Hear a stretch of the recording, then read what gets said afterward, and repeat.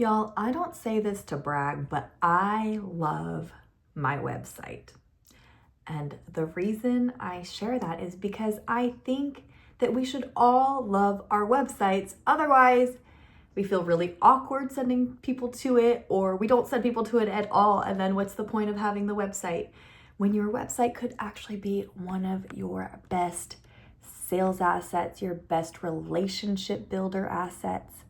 So today I am spilling the boba on the top 4 mistakes I see people make when it comes to building a website you love, but also one that your audience gets excited by and makes them want to play and stay in your world.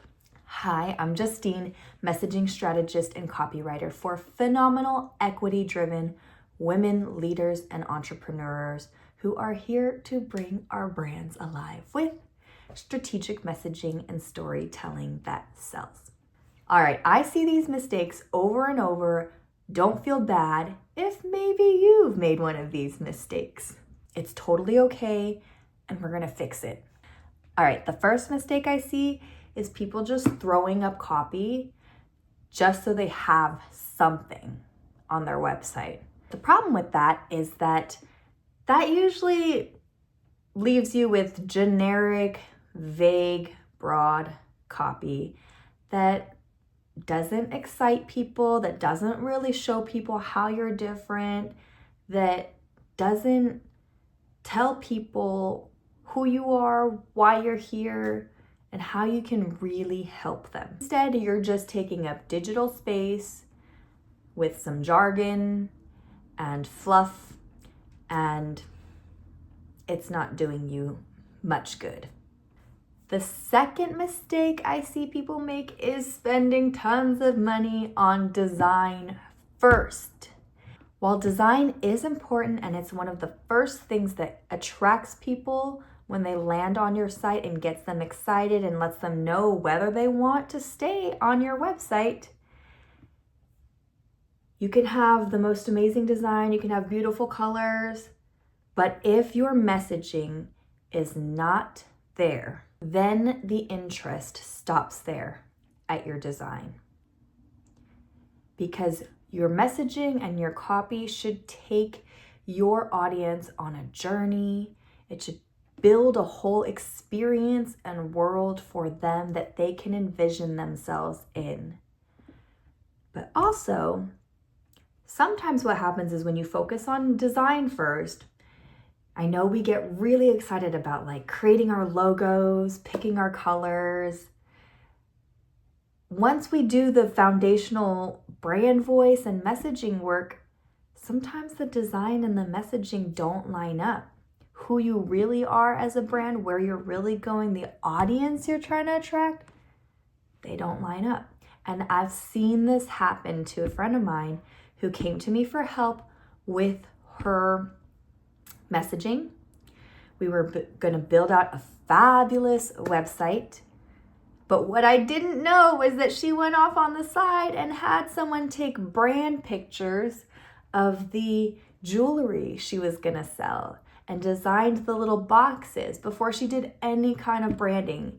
And so when she finally published her website, I looked at it and I said, what is going on? First of all, she didn't use the copy because she knew that the copy and the design didn't go together.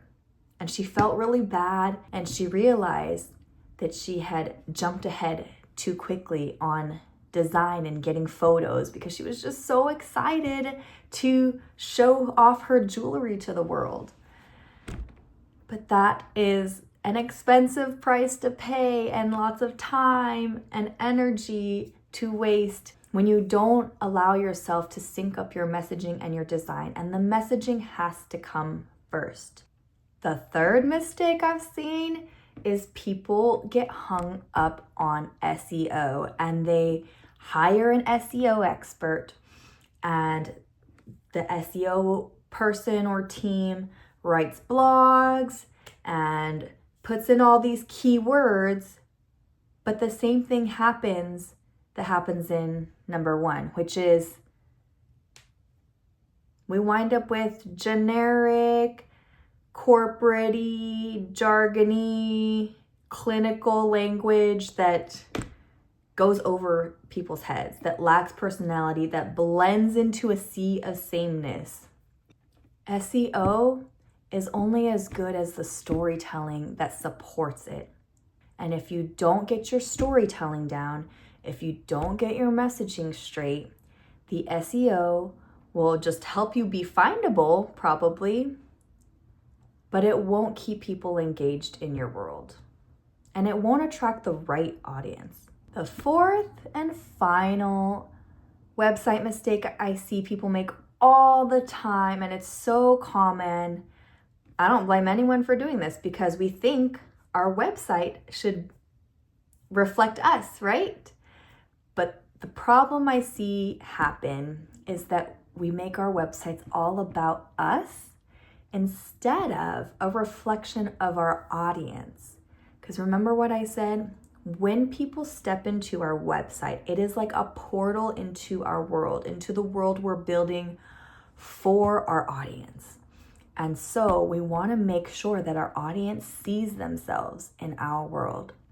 So even your about page, though it's about you, it's also very much about them and should allow them to see themselves in your story. I hope this was helpful as you think about updating, refreshing your website, or maybe actually getting serious about your website for the first time.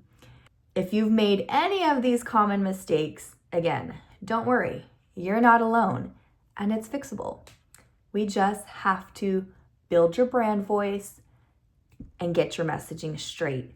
We have to get your story straight because your whole business, your whole brand is telling a story, and you want to make sure that your website is the key, the portal to that story. So when people enter it, not only do they know right away who you are, who you serve, what you do, and why you're even here, but also that they feel immediately drawn into your world and want to be in it. Like I said, we want them to play and stay in your world as if it's their own world, and so that it becomes their own world. If you're feeling like maybe you need to revisit your website, book a virtual tea with me. Let's chat. Let's get your website to a place where you are super excited to share it with folks, where it truly captures you, your brand, what you're building, and what your audience needs from you. All right, hope that was helpful.